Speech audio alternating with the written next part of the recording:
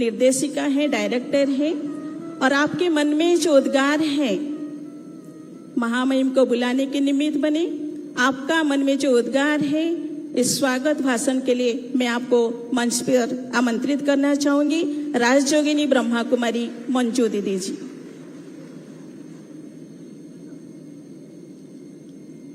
ओम शांति। नव सृष्टि के सृजनहार, भारत भाग्य विधाता, निराकार परम पिता परमात्मा शिव की इतनी सुंदर विशाल सभा कहें, दिव्य सभा कहें, महासम्मेलन कहें, मैं सर्वप्रथम उस परमात्मा शिव का आवाहन करती हूँ, स्वागत करती हूँ, जिन्होंने हमें ये बुद्धि दी जो आज इस आयोजन को हम यहाँ पर कर पा रहे हैं। आज हम सभी के लिए, विशेष बैतूल वासियों के लिए बड़े सौभाग्य का दिन है, बहुत खुशियों का दिन है। मैं बताना चाहती हूँ, आज से 2 साल पहले मैंने एक छोटा सा सपना देखा था। सपना तो बहुत बड़ा था। दिल और दिमाग की जंग शुरू हो गई थी। दिमाग ने कहा था असंभव, लेकिन दिल ने कहा था संभव। और इन खुली आंखों से मैंने जो सपना देखा था, आज वो सपना हम सब के सामने साकार हो रहा है। और मैं विशेष भारत की माननीय राष्ट्रपति महोदय जी, आपको जो मैं अपनी आंखों के सामने देख रही हूँ, ऐसी शख्सियत जिसके लिए कहें कि भारत गणराज्य के सर्वोच्च पद पर विराजमान, भारतीय नारी का गौरव विश्व पटल पर अंकित करने वाली, ईश्वरीय वरदानों व शक्तियों से पलने वाली, आदिवासी समाज के लिए श्री और समृद्धि की मणि, सभ्यता पूर्वक सादगी व बौद्धिकता पराकाष्ठा के संतुलन की अद्भुत मिसाल, भारत कल्याण व विश्व कल्याण की भावनाओं से ओतप्रोत, सदा निश्चिंत, निडर, निर्भय और शिव बाबा की अति प्रिय संतान, हमारी आदरणीय माननीय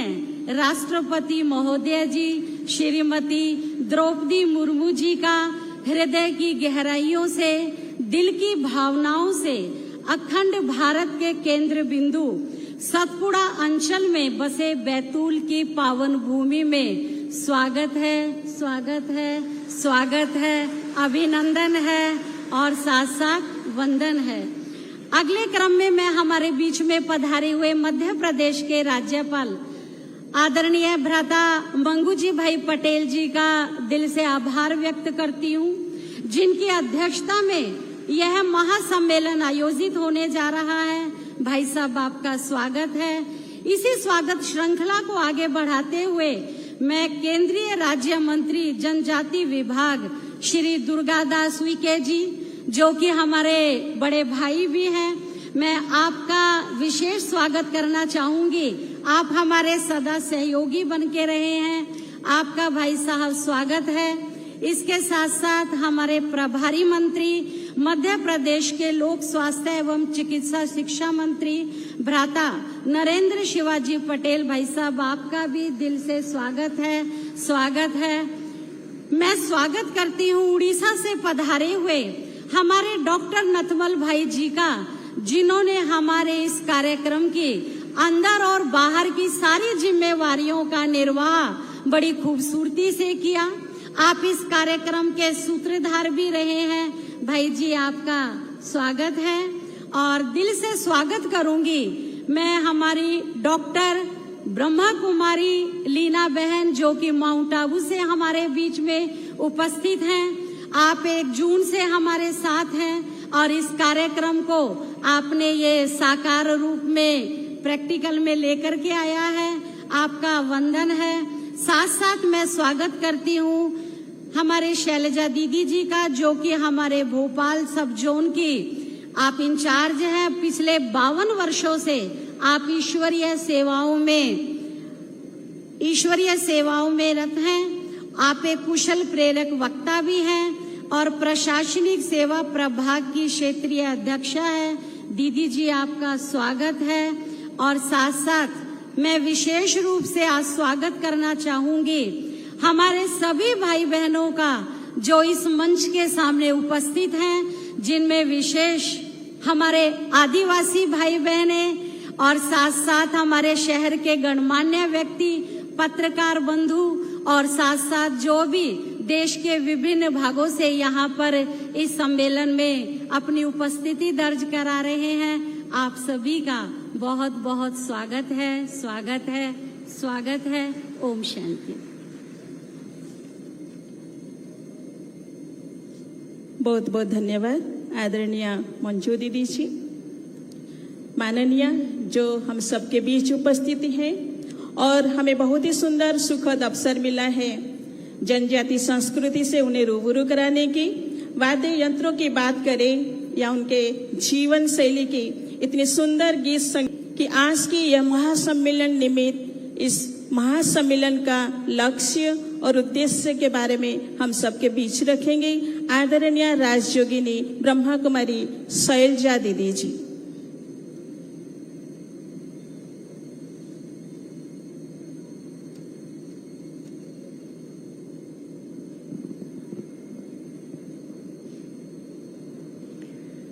ओम शांति। अखिल ब्रह्मांड के नियंता, परम प्रिय, परम शिक्षक, परम सद्गुरु, परम पिता परमात्मा की प्रिय संतान, माननीय राष्ट्रपति आदरणीय द्रौपदी मुर्मू जी, हमारे मध्य राज्यपाल महोदय मंगू भाई पटेल जी, केंद्रीय मंत्री भ्राता उइके जी एवं राज्य मंत्री भ्राता शिवाजी पाटिल जी, साथ ही मंचासीन सभी भाइयों और बहनों, सभा में उपस्थित हमारे केंद्र व राज्य के प्रशासनिक अधिकारी, विशेष रूप से आमंत्रित आज के इस कार्यक्रम के लिए हमारे आदिवासी भाइयों और बहनों तथा प्रदेश से विभिन्न स्थानों से पधारे हुए भाइयों और बहनों, आज हम सभी बहुत सुंदर विषय पर चर्चा कर रहे हैं। आध्यात्मिक जागृति द्वारा आदिवासी समाज का सशक्तिकरण। आदिवासी समाज सदैव से ही प्रकृति का रक्षक रहा है। आप में एकता और सेवा की भावना कूट कूट कर भरी हुई है।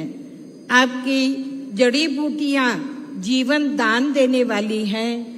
जड़ी में दवा और श्रद्धा में दुआ, ये कहावत भारतीय संस्कृति की आस्था और ईश्वर में विश्वास का परिचायक है। हमारे आदिवासी भाई बहनों की ये परंपरा कि हर शुभ अवसर पर नीम, महुआ, पीपल, बरगद जैसे वृक्षों को रोपने की इन्होंने ही जंगलों को जीवित रखा हुआ है। जलाशयों को प्रदूषण से मुक्त रखना और उनके गहरीकरण के प्रति जागरूक रहना, ये आपका दिव्य कर्तव्य रहा है। ऐसे आदिवासी समाज के जागृति क्या केवल भौतिक विकास द्वारा संभव है या इसके लिए आध्यात्मिक जागृति आवश्यक है। आध्यात्मिकता हमें स्वयं के अर्थात इस शरीर को चलाने वाली चैतन्य शक्ति आत्मा के मूल गुणों से परिचित कराती है। मूल गुणों में शक्ति है, प्रेम की शक्ति, शांति की शक्ति, सहयोग की शक्ति, सद्भावना की शक्ति। ये शक्तियां हमें आंतरिक रूप से शक्ति संपन्न करती है, सशक्त करती है। राजयोग ध्यान की हमारी पुरानी परंपरा हमें डर से निडर, अंधविश्वास से मुक्त कराती है। जब मन सशक्त बनता है तो निश्चित है समाज सशक्त बनता है। आध्यात्मिकता हमें अनुभव कराती है, हम अकेले नहीं हैं, हमारे साथ सर्वशक्तिवान परमपिता परमात्मा है। आध्यात्मिकता हमें अपने आदि स्वरूप से परिचित कराती है। हमारा आदि स्वरूप देव स्वरूप था और आध्यात्मिक शक्ति का अद्भुत मिसाल दिव्य स्वरूप हमारी माननीय राष्ट्रपति आदरणीय द्रौपदी मुर्मू जी हमारे सामने जीता जागता उदाहरण है। जंगल की बेटी से राज भवन तक का आपकी जो यात्रा है वो अनेकों को संस्कारों से समृद्धि की ओर अग्रसर होने की प्रेरणा देती हैं। आज हम उनसे प्रेरणा लेकर आगे बढ़े। हम अपने आप को आदिवासी या जनजाति समाज ना कहकर मैं तो चाहूंगी हम कहें हम जन कल्याणकारी समाज हैं। उस कल्याणकारी परमात्मा पिता की हम संतान हैं। तो आज हम सभी ये संकल्प ले कि हम तनाव मुक्त, नशा मुक्त, आत्मनिर्भर ऐसा समाज बनाएंगे जिसमें विकास भी हो और संस्कृति भी बचे, जिसमें आधुनिकता भी हो और आध्यात्मिकता भी साथ साथ चले। इन्हीं संकल्पों, इन्हीं भावनाओं से आज इस आयोजन को किया गया है। आशा है आप सभी हमारी भावनाओं को स्वीकार करेंगे। धन्यवाद। ओम शांति।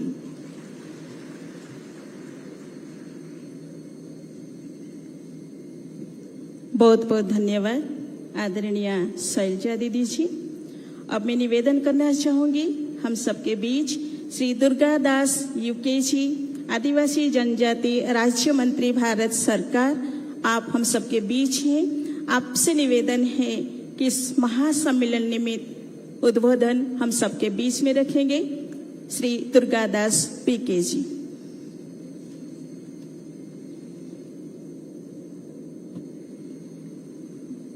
आत्मीय भाइयों बहनों, सर्वप्रथम आप लोगों से विनम्र प्रार्थना है कि एक बार मातृभूमि के चरणों में जयकारे के 2 पुष्प अर्पित करें। भारत माता की, भारत माता की, वंदे वंदे। हमारे जनजाति जिला बैतूल हरदा हरसूद लोकसभा क्षेत्र में आज भारतवर्ष की महामहिम राष्ट्रपति जी का पदार्पण हुआ। आज पूरा ये जनजाति लोकसभा क्षेत्र अत्यंत हर्षित है, प्रसन्न है। और भाइयों बहनों, तालियों के करतल ध्वनि से आप महामहिम राष्ट्रपति जी का अभिनंदन करें, स्वागत करें। हमारे बीच में परम श्रद्धेय मंगू भाई पटेल जी, माननीय राज्यपाल मध्य प्रदेश, मंचासीन है। हमारे बीच में मुख्यमंत्री जी और प्रदेश सरकार का नेतृत्व कर रहे सम्मानित श्री नरेंद्र शिवाजी पटेल और बैतूल जिले के हमारे प्रभारी मंत्री आदरणीय श्री नरेंद्र शिवाजी पटेल जी। हमारे बीच में हमारे बैतूल विधानसभा क्षेत्र के विधायक श्री हेमंत खंडेलवाल जी। हमारे बीच में हमारे चंद्रशेखर देशमुख जी, श्री महेंद्र सिंह चौहान जी, डॉक्टर योगेश पंडागरे जी, श्रीमती गंगा सज्जन सिंह उइके जी, सभी हमारे विधायक।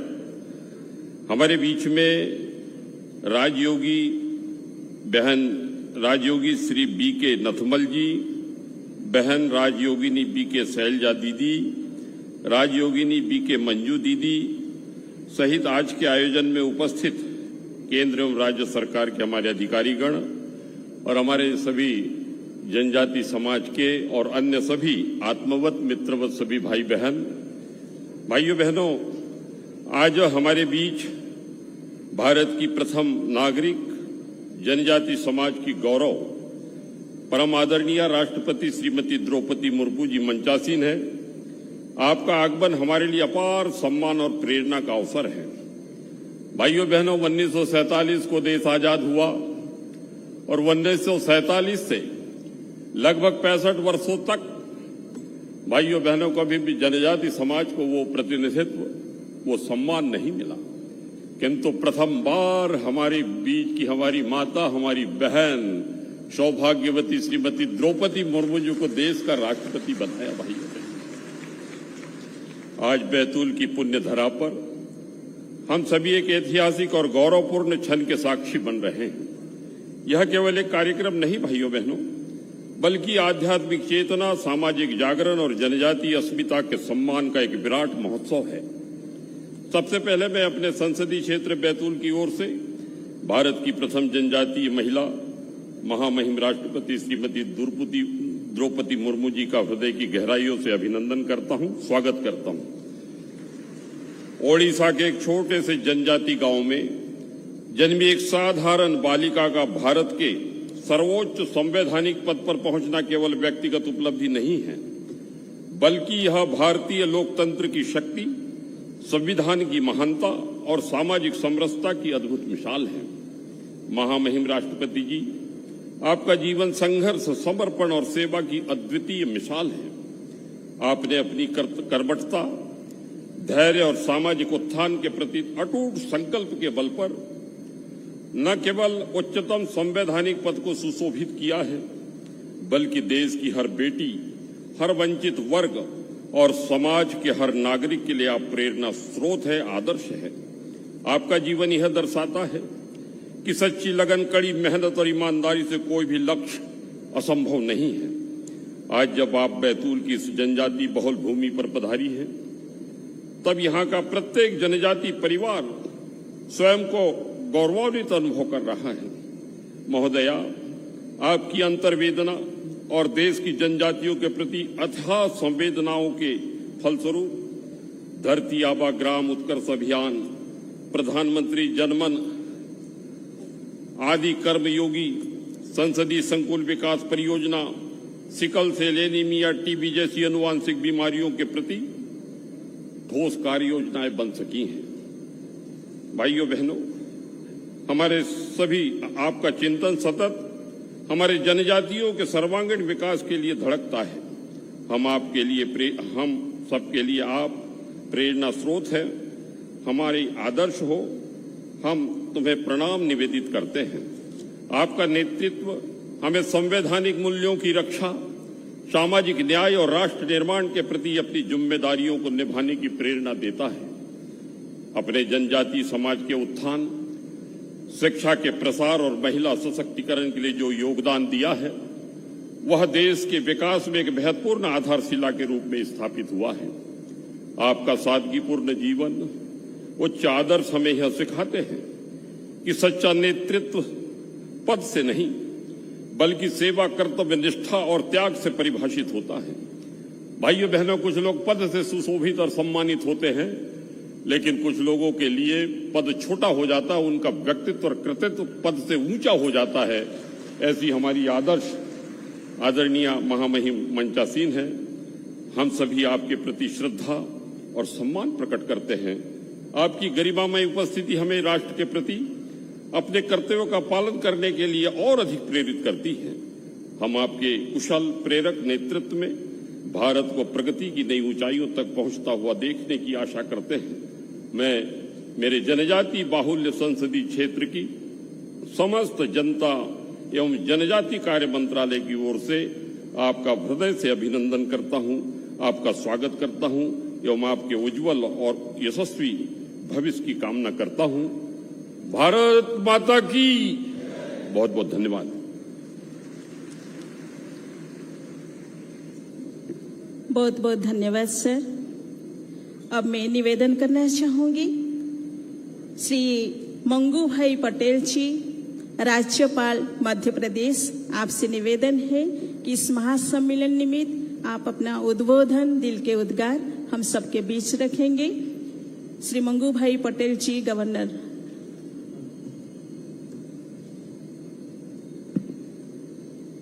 ओम शांति।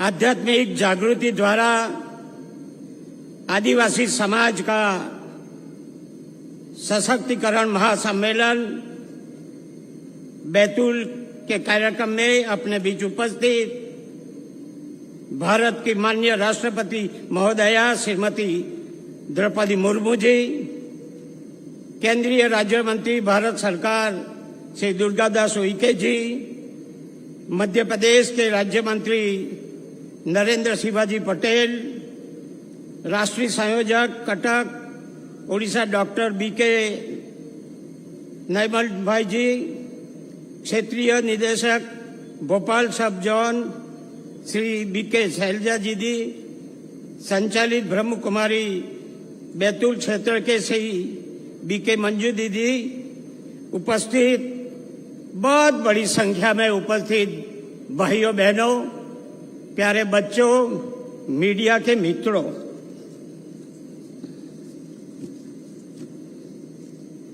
आध्यात्मिक जागरण के पावन प्रकल्प में माननीय राष्ट्रपति श्रीमती द्रौपदी मुर्मू जी की गरिमामयी उपस्थिति से सुशोभित इस दिव्य एवं प्रेरणास्पद आयोजन में सम्मिलित होने का अवसर प्रदान करते हेतु प्रजापिता ब्रह्म कुमारी संस्था को हृदय से धन्यवाद देता हूं। आध्यात्मिक जागृति द्वारा जनजाति समाज के सशक्तिकरण के विशाल आयोजन के लिए मैं इसे इसलिए विशाल बोलता हूं, यहाँ स्टेज पर देखो तो धूप में सब बैठे हैं। इतने बड़े विशाल संख्या में आयोजित कार्यक्रम किया है, उसके लिए बहुत बहुत धन्यवाद। आध्यात्मिक चेतना और धार्मिक मूल्यों के माध्यम से समाज को उन्नत, संस्कारित और सम्मान पूर्वक जीवन जीने की दिशा में परमात्मा से जुड़ने की दिव्य शिक्षा प्रदान करने की पहल अनुकरणीय है। मेरा प्रजापिता ब्रह्म कुमारी संस्था से करीब करीब 30 साल पुराना संबंध है। मैं जहां गुजरात नवसारी रहता था, अभी भी रहता हूं, अभी तो यहां हूं, मगर हमारे सामने प्रजापिता ब्रह्म कुमारी का संकुल है, वहां गीता दीदी है। वो हर एक कार्यक्रम में कभी न कभी 2-3 महीने में बुलाती थी, तो मैं अवश्य वहां जाकर राजयोग, ध्यान और मेडिटेशन में भी भाग लेता था।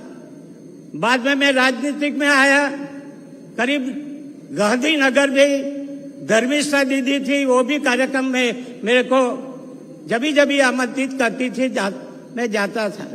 विधायक के समान में आपको जानते हैं शिवानी दीदी को भी 2-3 बार उसके संपर्क हुआ है। उनका हम जो राजयोग का जो भाषण है वो भी हमने सुना है।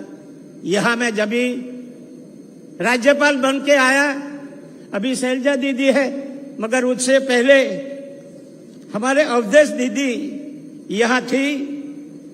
अभी तो हमारे साथ वो नहीं रही, उसका दुख भी है हमको, मगर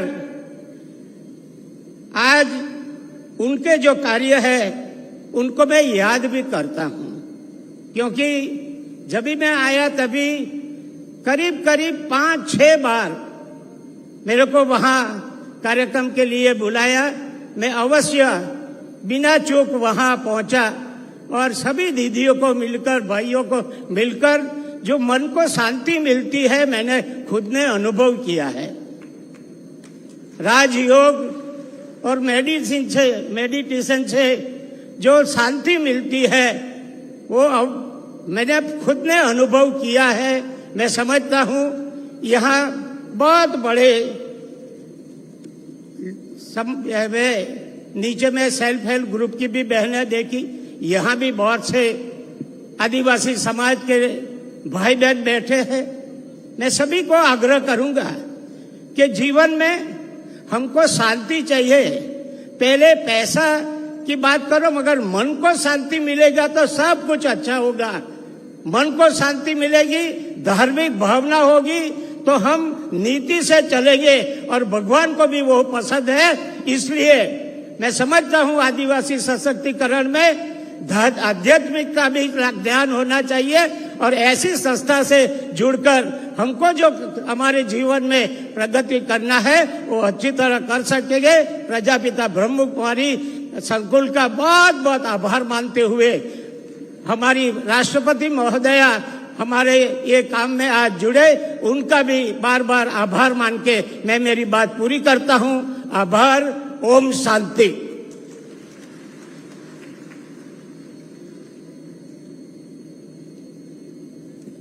बहुत बहुत धन्यवाद श्री मंगू भाई पटेल जी, राज्यपाल मध्य प्रदेश।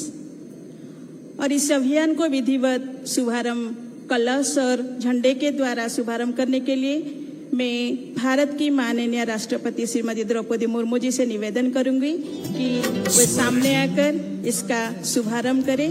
साथ ही मंचासीन अन्य सभी महानुभावों से भी निवेदन है कि वे भी सामने आए।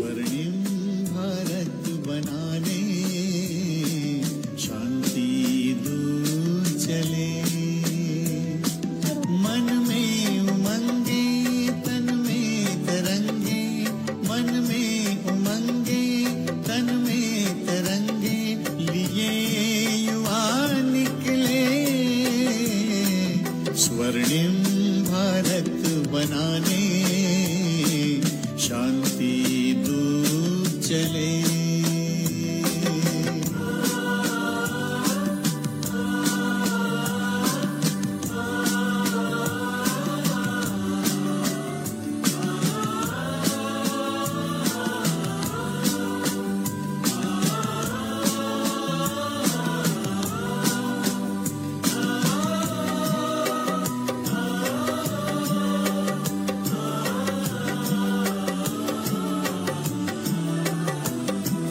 फौलादी बाहें हैं अपनी, फौलादी अरमान,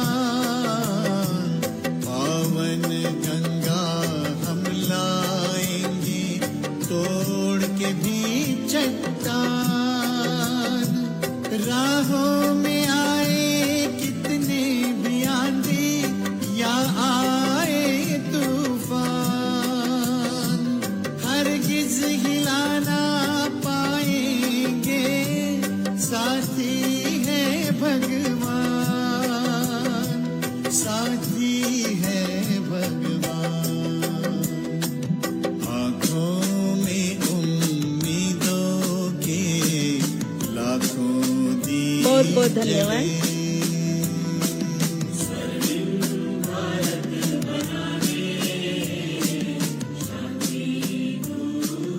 जिस पल का हम सबको बेसब्री से इंतजार था वो पल आ पहुंचा है। अब मैं निवेदन करना चाहूंगी भारत के माननीय राष्ट्रपति श्रीमती द्रौपदी मुर्मू जी से, वो मुख्य अभिभाषण हम सबके बीच रखेंगे।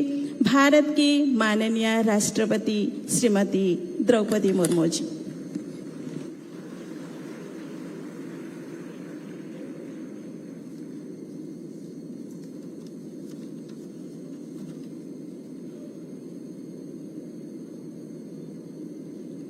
इस सुंदर समारोह में उपस्थित मध्य प्रदेश के राज्यपाल श्री मंगू भाई पटेल जी, केंद्रीय जनजातीय कार्य राज्य मंत्री श्री दुर्गा दास उइके जी, मध्य प्रदेश सरकार में मंत्री श्री नरेंद्र पटेल जी, मंच पे उपस्थित राजयोगी डॉक्टर लथमल जी, राजयोगिनी मंजू जी, राजयोगिनी बीके लीना जी, राजयोगिनी बीके शैला जी, सामने उपस्थित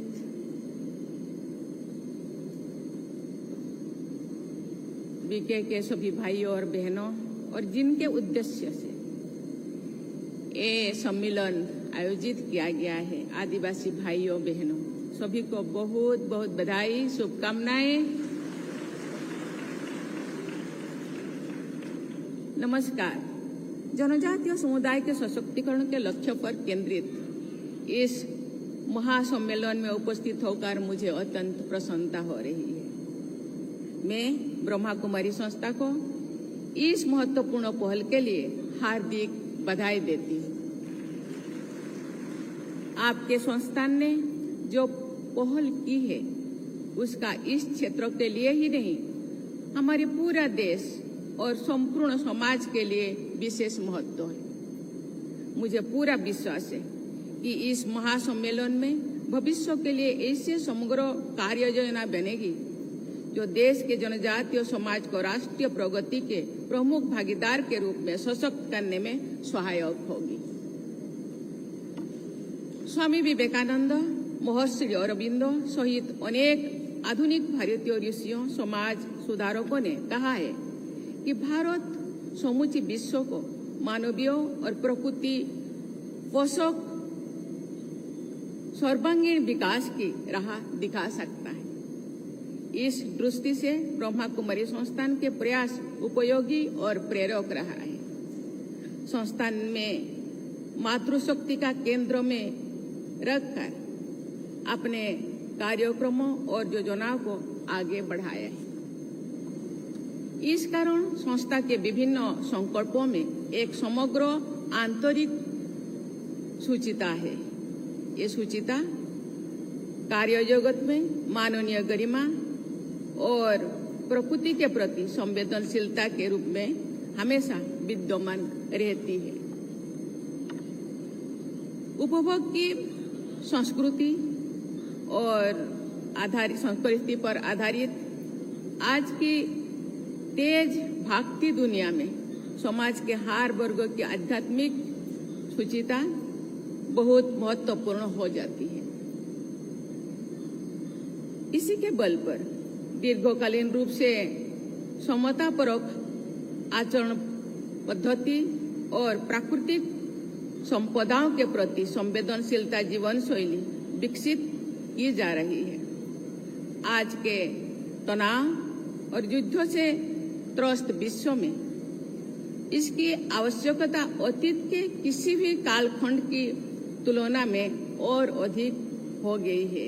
इसीलिए इस सम्मेलन तथा ऐसे प्रयासों का महत्व और भी बढ़ जाती है। जनजातीय समुदाय की जीवन शैली सहज रूप से ही अध्यात्म की मूलभूत प्रेरणाओं के निकट होती है। हम जनजाति को आदिवासी कहते हैं, कोई उनको वनवासी कहते हैं। ये आदिवासी है, आदिम और आदिवासी, जो सृष्टि के आरंभ से ही ये धरा पे और रहते हैं और उनके जीवन शैली ये केवल कोई वो आध्यात्मिकता से भरा हुआ है और सुख, शांति, आनंद, प्रेम में जीना जानते हैं। हिंसा से दूर रहते हैं।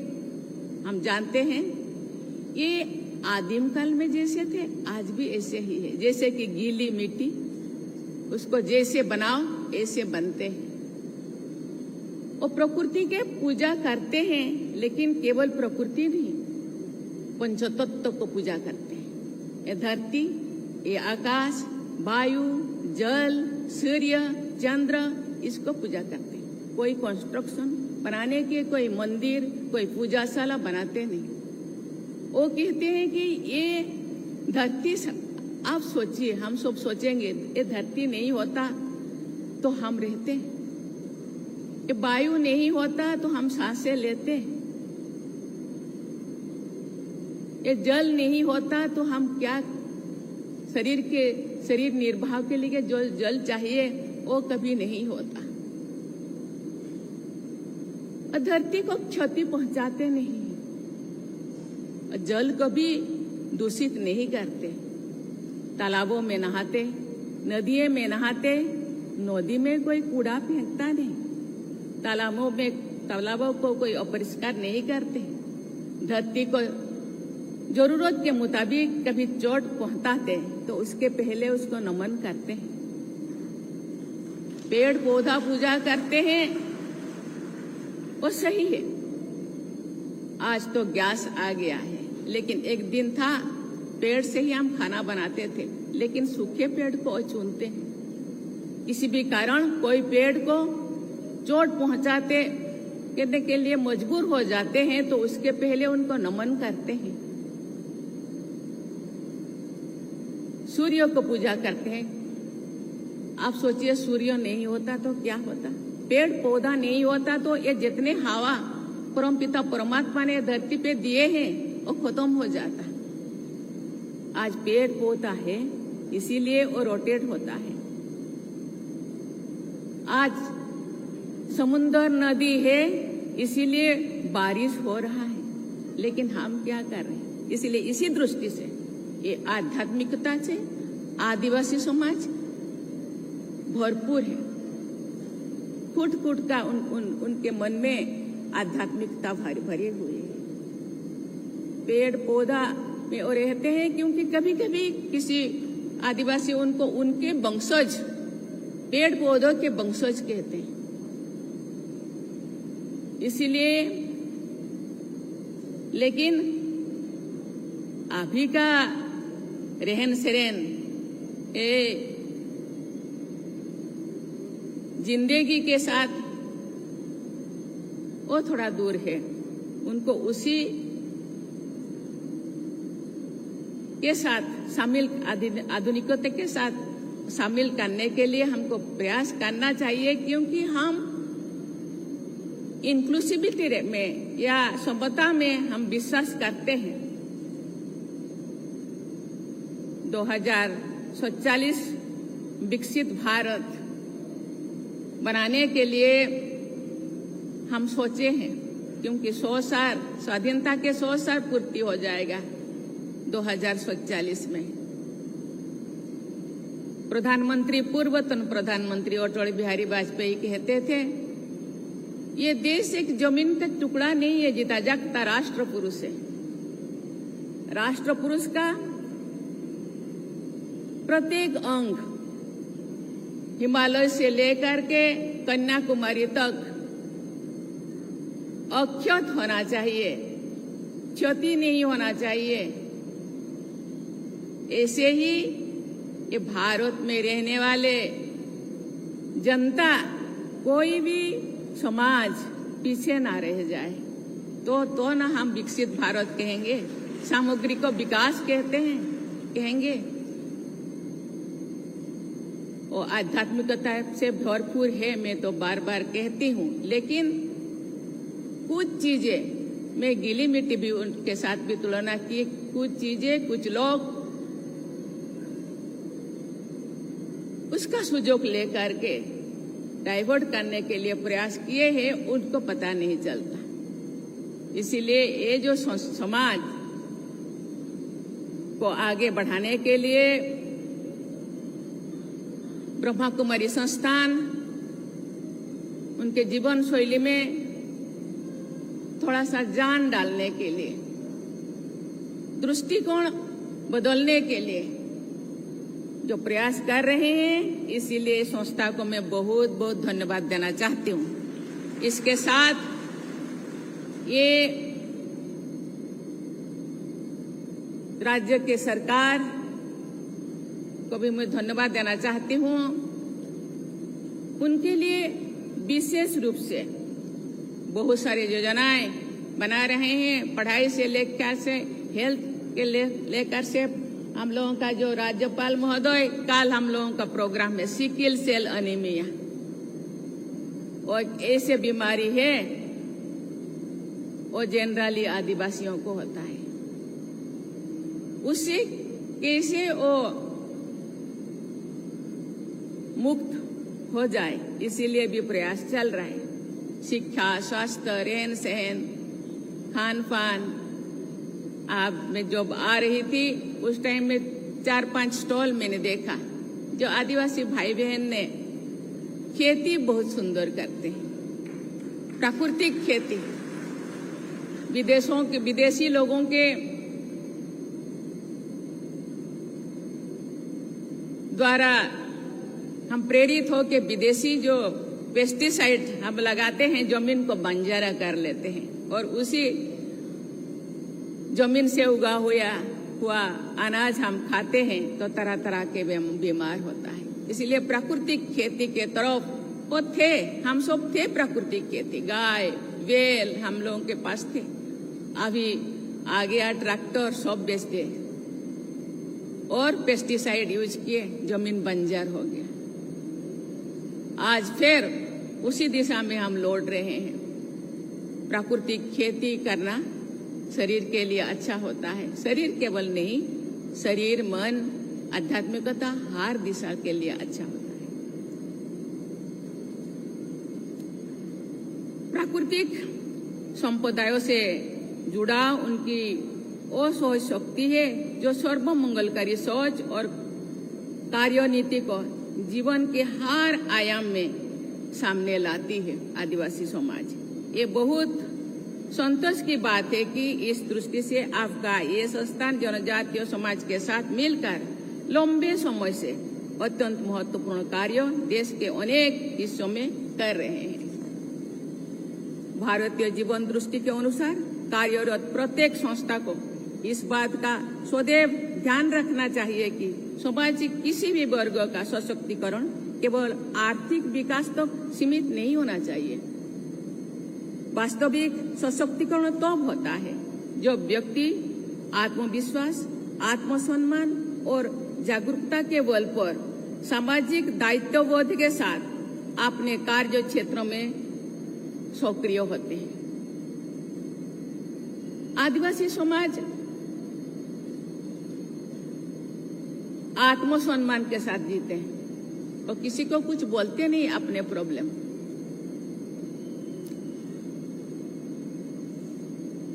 दो 300 साल ब्रिटिशों ने देश को जब शासन किए, अभी भी थोड़ा थोड़ा है, उनको इसीलिए दूसरों के साथ बातें करना वो पसंद नहीं करते।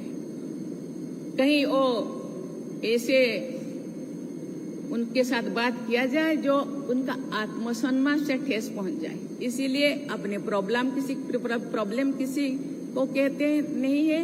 जो भी स्कीमें चल रहा है देश में या राज्य में, वो मेरे गांव पे या मुझे मेरे एरिया को भी दिया जाए, ये बात भी वो बोलते नहीं। वो कहते हैं जो हो रहा है तो हमारे गांव में भी एक दिन होगा, इंतजार करते हैं। धैर्यता उनके पास बहुत है क्योंकि वो शांति से रहना पसंद करते हैं। आध्यात्मिक जागृति व्यक्ति को उसकी आंतरिक शक्तियों का अनुभव कराती है और साथ ही इसे सकारात्मक सोच को जीवन के उच्च आदर्शों के साथ वो जोड़ते हैं। देवियों और स्वजनों, तेजी से बदलती दुनिया में तो लगातार बढ़ता जा रहा है। इसीलिए आज आवश्यकता के इस बात की है कि जनजातीय युवाओं को आधुनिक शिक्षा, कौशल विकास और डिजिटल सशक्तिकरण से जोड़े, साथ ही उनकी सांस्कृतिक पहचान और आध्यात्मिक विरासत को भी सुरक्षित रखे।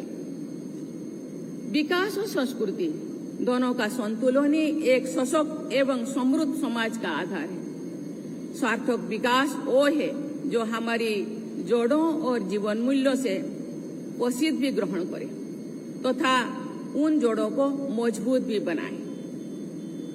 हम जब ऐसे समग्र दृष्टि से काम करेंगे तो भी समाज में समरसता और समता की प्रबल धारा प्रवाहित होगी, तो भी हम समावेशी विकास के नई प्रतिमान स्थापित कर सकेंगे।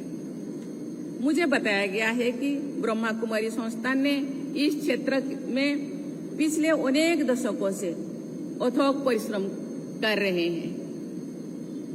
संस्थान ने बितुल एवं आसपास के जनजातीय क्षेत्रों में आध्यात्मिक जागृति, नैतिक मूल्यों के प्रसार, नशा मुक्ति, महिला सशक्तिकरण, युवा विकास तथा सामाजिक उत्थान के लिए निरंतर कार्य कर रहे हैं। संस्था ने जनजातीय भाई बहनों में आध्यात्मिक विकास और सकारात्मक जीवन दृष्टि विकसित करने में महत्वपूर्ण भूमिका निभाई है। ध्यान एवं आध्यात्मिक शिक्षा के माध्यम से अनेक लोगों के जीवन में शांति, संतुलन और नई आशा का संचार हुआ है। मध्य प्रदेश का ये बैतूल जिला अपनी समृद्ध जनजातीय संस्कृति, प्राकृतिक सौंदर्य और आध्यात्मिक विरासत के लिए पूरे देश में जाना जाता है। मुझे बताया गया है कि यहाँ के जनजातीय समुदाय ने अपने विशिष्ट परंपराओं, लोक ज्ञान और सांस्कृतिक मूल्यों को पीढ़ी दर पीढ़ी संरक्षित रखे। बैतूल की जनजातीय संस्कृति में सामूहिकता, सहयोग, सरलता, ईमानदारी और आध्यात्मिकता जैसे उच्च जीवन मूल्य सहज रूप से विद्यमान है। जब आध्यात्मिक और सेवा का संगम होता है तो समाज में स्थायी परिवर्तन आता है। मुझे विश्वास है कि ये महासम्मेलन सेवा और आध्यात्म के इस संगम की ओर लोगों को आकृष्ट करने में एक महत्वपूर्ण भूमिका निभाएगी। आइए हम सब मिलकर 2047 तक एक ऐसे विकसित भारत का निर्माण करें और अधिक से अधिक प्रतिबद्धता के साथ कार्य करें, जहां आध्यात्म, सामाजिक समरसता, पर्यावरण संरक्षण और मानव कल्याण हमारी समावेशी विकास की आधारशिला बने। मैं एक बार फिर इस आयोजन के लिए अपनी हार्दिक बधाई देती हूँ तथा सभी प्रतिभागियों को उनके उज्जवल भविष्य की कामना करती हूँ। धन्यवाद। जय हिंद, जय भारत। आप सभी से निवेदन है कि राष्ट्रगीत एवं राष्ट्रगान